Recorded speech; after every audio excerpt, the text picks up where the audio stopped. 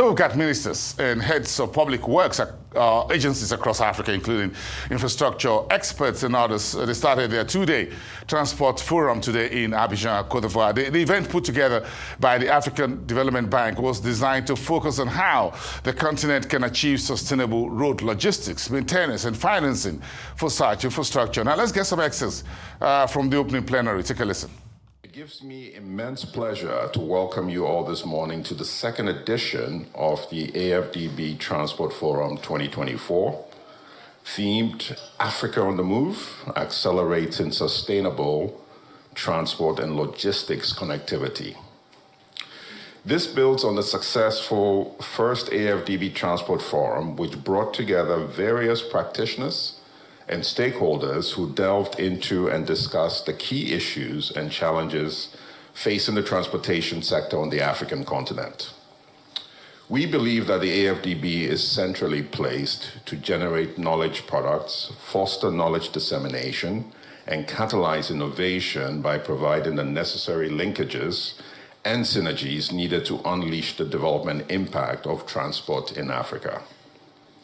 As you're aware, the AFDB is a major contributor to infrastructure development and financing of transformational, national, and cross-border projects on the continent.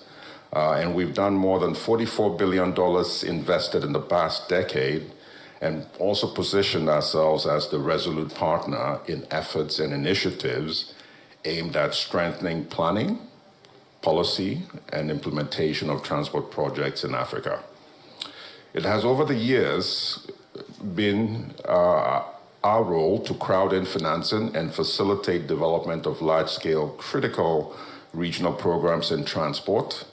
And this is demonstrated in strategic initiatives such as the Program for Infrastructure Development in Africa, which we all call PIDA. And we've been working on this with the African Union, AUDA NEPAD, and the UN Economic Community for Africa. We've also been looking at regional corridors and trans-African highway projects across all African regions with the regional economic communities.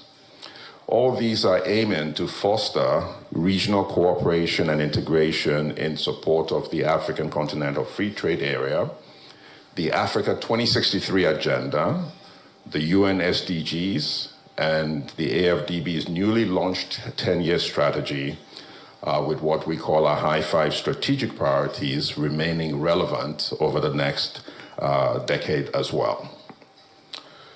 So furthermore, the AFDB is cautious of the imperatives of climate change and its effects on the transport sector. Therefore, we have embraced and are scaling up resilient and green infrastructure with climate finance and private sector by promoting climate resilient infrastructure across the continent.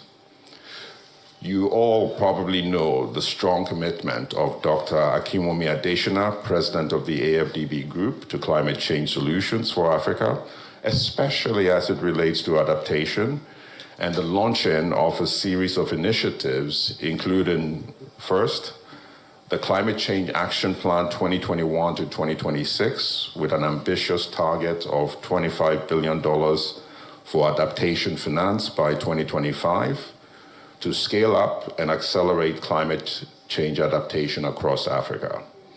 Second, we have the Climate Action Window set up by the bank to fill the significant climate finance gap, to be directed towards adaptation 75%, mitigation 15%, and technical assistance 10%, by supporting countries to implement their nationally determined contributions and long-term strategies under the Paris Net Zero objectives.